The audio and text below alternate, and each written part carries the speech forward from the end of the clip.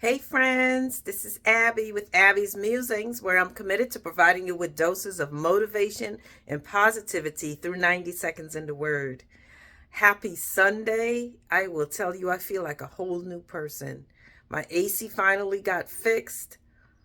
Whew, I know two things. I praise God for my HVAC technician. I've been using him for 10 years and he is amazing. And I don't ever, ever want to go to hell. I'm telling you that. Because these heat waves are on a whole different level. Whole different level. So I just feel so completely like a new person. So here I am with another word for you. And I hope you're cool wherever you are. If you're dealing with a heat wave. Our verse of today comes from Matthew 15:11, and it says, "What goes into a man's mouth does not make him unclean, but what comes out of a man's mouth makes him unclean." Now, there are a number of things to unpack there because in terms of going into your mouth being unclean, it's making a reference to food. And a lot in the Old Testament, we see, especially I believe is the book of Deuteronomy, where it gives a whole list of certain foods that it said is unclean for you to meet. You know, pork is one that's familiar. There's even catfish. My dad had shown me one time in the Bible where that was mentioned, because for whatever reason he didn't eat catfish. He used to call it skinfish. But I'll share more interesting quirks about my dad another time. But in the New Testament, we see where Jesus comes and he talks about food and making it clear that really no food is unclean.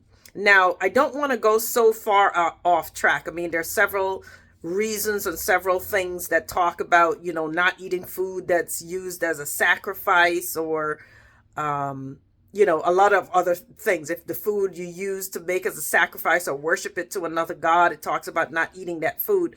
But the point here is that while we are not moving away from, we're not talking about hygiene. We're not talking about, eating food that's not properly cleaned or using dirty hands to prepare food and then eating it. We're not talking about it from a hygiene perspective, but what the verse is really talking about is that we can go to so much effort to make sure that what we're eating is right or it's clean and it's organic, and we can go to all of those efforts. And while that is very good and that is necessary, because we talk about God's body being a temple and taking care of it, while all of that is necessary, what we don't want to overlook is that we put so much effort into, what is quote unquote clean going into the body, but then what is coming out of the body is unclean. And here we're talking about what is coming out of the heart and what is coming out of the mouth, right?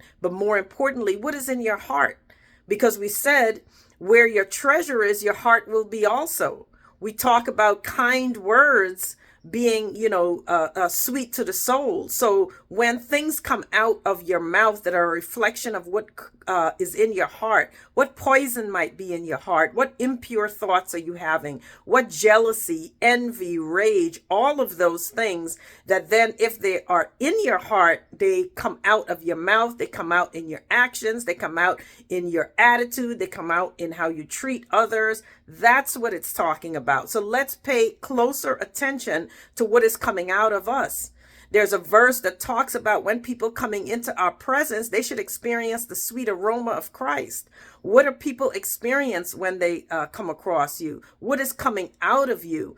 It doesn't make sense to put so much effort into what you eat and possibly even what you wear when everything that you represent and everything that comes out of you is unclean, impure, ungodly, all of the things that would not represent God and his righteousness. So let's think today of the things that we can shift in our life, the shift in our heart, more importantly, that do not align to with God and his righteousness in many ways would be defiling him in terms of how we operate, how we speak, and what we're holding on to in our heart and trying to justify it. right? I hope I wasn't a little too all over the place with the message today, because there were so many things to unpack there. So again, it's Matthew 15:11. Let's make sure that we put even more attention to what comes out of our body than what goes into it. Stay blessed, stay encouraged, and stay cool.